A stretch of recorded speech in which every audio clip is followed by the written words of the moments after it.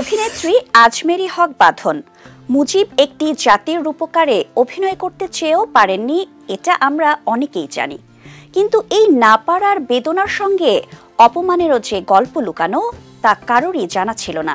সম্প্রতি তিনি জানিয়েছেন, বাংলাদেশের ইতিহাসকে কেন্দ্র করে নির্মিত বাংলাদেশ ভারত যৌথ প্রযোজনার সিনেমার জন্য অডিশন দিয়েও শেষ পর্যন্ত স্থান পাননি তিনি। সেদিন প্রত্যাখ্যানের আঘাত তাকে আহতই শুধু নয়, চোখও ভিজিয়েছিল। তবে পরে তার মনে হচ্ছে এই না পাওয়াটাই ছিল তার জন্য কল্যাণের।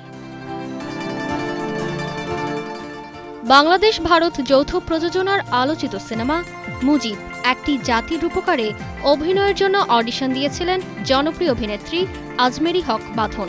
প্রায় ৭০ কোটি রুপি বাজেটের এই বিগ প্রজেক্টে কাজ করার আশা থাকলেও শেষ পর্যন্ত বাদ পড়েন তিনি। তবে শুধু বাদ পড়ায় নয়, অডিশনের সময় নাকি অপমানেরও শিকার হয়েছিলেন।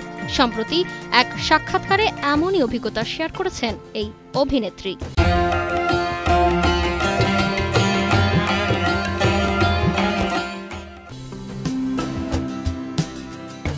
বাঁধন জানান, ছবিটির তিনি দুবার অডিশন দিয়েছিলেন। বাদ পড়ার পর অভিনেত্রী কান্নায় ভেঙে পড়েছিলেন, কারণ তার ছিল খ্যাতিমান ভারতীয় নির্মাতা শ্যাম বেনেগালের সঙ্গে কাজ করার প্রবল ইচ্ছা। মনে হয়েছিল এই ছবিতে কাজ করতে পারা বড় সম্মানের হবে। ট্রেলার মুক্তির সময় এক আত্মীয় মজা করে বলেছিলেন, আল্লাহ তোমাকে বাঁচিয়ে দিয়েছে এই সিনেমায় অভিনয় না করিয়ে। সেই মন্তব্যে তিনি আবারও আবেগপ্রবণ হয়ে পড়েছিলেন। সবচেয়ে কষ্টের বিষয় ছিল প্রত্যাখ্যানের সঙ্গে অপমানজনক আচরণ। বাঁধনের ভাষায়, তারা শুধু আমাকে বাদই দেয়নি, বাজেভাবে অপমানও করেছিল। তবে পরে সিনেমা মুক্তি পাওয়ার পর নানা প্রতিক্রিয়া শুনে মনে হয়েছে কাজটি না করাই বরং ভালো হয়েছে। মুজিব একটি জাতির রূপকার।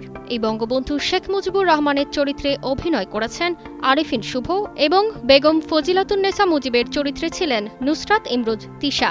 এছাড়া অভিনয় করেছেন নুসরাত ফারিয়া, রিয়াজ আহমেদ, চঞ্চল চৌধুরী, সিয়াম আহমেদ, তৌকির আহমেদ, গাজী রাকায়েত, মিশা সওদাগর সহ আরও শতাধিক শিল্পী। তারতিবা ফারুহী, কালের কণ্ঠ।